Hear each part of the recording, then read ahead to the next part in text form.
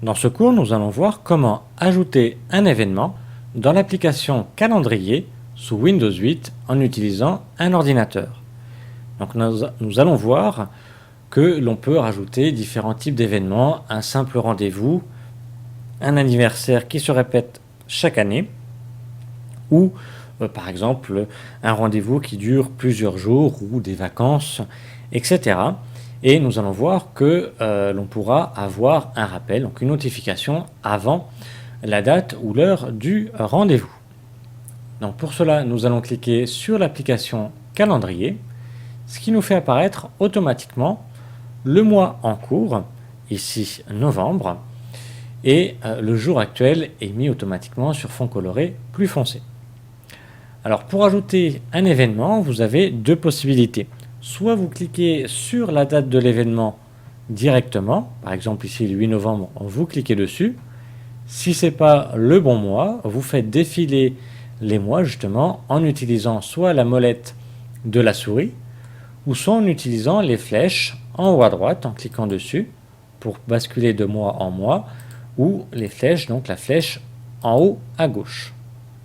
Puis vous cliquez donc sur la date de l'événement voulu. Ou sinon, vous faites un clic droit n'importe où pour faire apparaître le menu du bas, puis en bas à droite, vous allez cliquer sur l'icône Nouveau, ce qui vous fait apparaître un formulaire.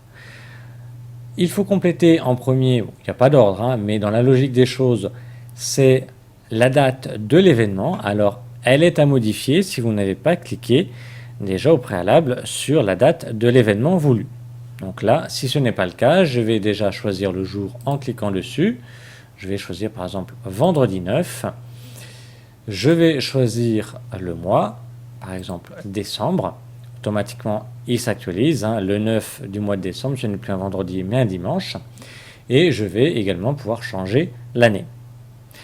J'ai ici l'heure de début de l'événement. Là, il me met 17h30, mais je peux très bien mettre par exemple midi. Donc, je vais cliquer ici sur le 17. Je vais avoir une liste déroulante qui apparaît. Je la fais défiler en utilisant la molette de la souris ou toujours pareil, l'ascenseur vertical. Et je vais cliquer sur 12. Et pour les minutes, je clique sur le 30 et je vais choisir 0. La durée de l'événement, par défaut, se mettra automatiquement d'1 heure. Vous pouvez très bien la changer en cliquant dessus et lui disant que ça dure en fin de compte 90 minutes, 2 heures, 30 minutes. Alors c'est très important de lui donner une durée de l'événement. Par exemple, si je lui dis que l'événement ici, ça va être un repas par exemple, va durer 2 heures, eh bien sur mon calendrier, ces 2 heures-là seront bloquées. Je ne vais pas pouvoir rajouter un rendez-vous le même jour à 13 heures par exemple. Alors si le rendez-vous ne dure par exemple que 45 minutes, ou s'il dure 1h30 ou s'achève à 17h25, etc. Eh bien dans la durée, je ne vais pas pouvoir être aussi précis que ça. Et dans ce cas-là, je vais cliquer sur personnaliser. Également, si le rendez-vous dure plusieurs jours ou si c'est des vacances, eh bien il faudra que je lui indique une date de fin. Et donc dans ce cas-là, dans la durée, je vais cliquer sur personnaliser. Ce qui me fait apparaître automatiquement une date de fin ici que je vais pouvoir changer et l'heure de fin que je vais pouvoir également changer. Vous voyez, si mon rendez-vous durait 45 minutes, je vais pouvoir ici indiquer l'heure de fin, c'est-à-dire midi, et ici 45. Je peux également lui indiquer où le lieu du rendez-vous, c'est facultatif, et je peux également lui demander de m'avertir avant ce rendez-vous, de m'envoyer un rappel. Pour cela, je vais cliquer sur Afficher plus. Et là, je vais pouvoir choisir le rappel, quand est-ce qu'il va me rappeler cet événement. Par défaut, il nous avertit ici 15 minutes à l'avance, donc à midi moins le quart, le jour même, ce qui fait un peu tard. Donc je vais cliquer dessus sur les 15 minutes et je vais pouvoir lui dire 1h, 18h, un jour à l'avance par exemple. Et là, j'aurai automatiquement un rappel, une notification que vous aurez sur votre écran d'accueil de Windows 8. Si c'est un anniversaire, par exemple, eh bien ce rendez-vous, cet anniversaire se répète chaque année. Donc, vous allez paramétrer ici une fréquence. Par défaut, la fréquence est d'une seule fois, c'est-à-dire que voilà, vous avez un seul rendez-vous le 9 décembre 2012 et c'est tout. Si c'est un anniversaire, eh bien la fréquence, on va cliquer sur une fois et on va choisir tous les ans. Mais on peut très bien lui dire tous les mois, toutes les semaines, etc. Ça dépend de la fréquence de ce rendez-vous. Vous pouvez changer ici, personnaliser votre statut, par défaut occupé, mais vous pouvez cliquer dessus. Vous pouvez indiquer provisoire si vous voulez rajouter un rendez-vous sur votre calendrier dont vous n'êtes pas sûr à 100% de celui-ci. Admettons, si vous ne savez pas si vous allez aller à tel ou tel spectacle, vous rajoutez quand même cet événement et point de vue statut, vous allez mettre provisoire parce que vous ne savez pas si vous allez y aller réellement ou pas.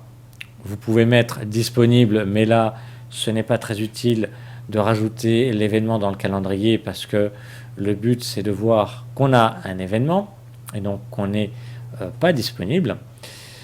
On peut se mettre en mode absent ou en mode déplacement. Ça, c'est plutôt approprié pour des calendriers professionnels ou des calendriers que l'on rendrait, entre guillemets, public, accessible à tout le monde sur Internet. Ce calendrier, cet événement, vous pouvez aussi le partager avec des personnes. Pour cela, vous allez indiquer ici, dans cette case-là, l'adresse mail de la personne avec qui vous voulez partager cet événement. Si cette personne fait partie de votre liste de contacts, eh bien vous allez cliquer sur plus pour faire apparaître votre liste de contacts et vous allez après cliquer sur l'adresse voulue. Puis, vous allez cliquer en bas à droite sur ajouter. Ça vous évite de taper son adresse mail et de faire ainsi des erreurs de frappe. Vous pouvez cocher ou pas la case personnelle, ça c'est surtout très important si vous gérez un calendrier public et que ce rendez-vous-là n'est pas public et de l'ordre du privé. Donc une fois les détails ici du rendez-vous, la date, l'heure, etc. remplis, alors tout n'est pas obligatoire bien entendu, vous pouvez maintenant rajouter le contenu.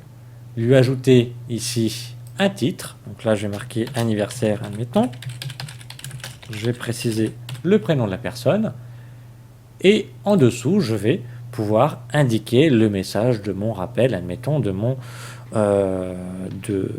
rendez-vous ou des choses à faire, par exemple.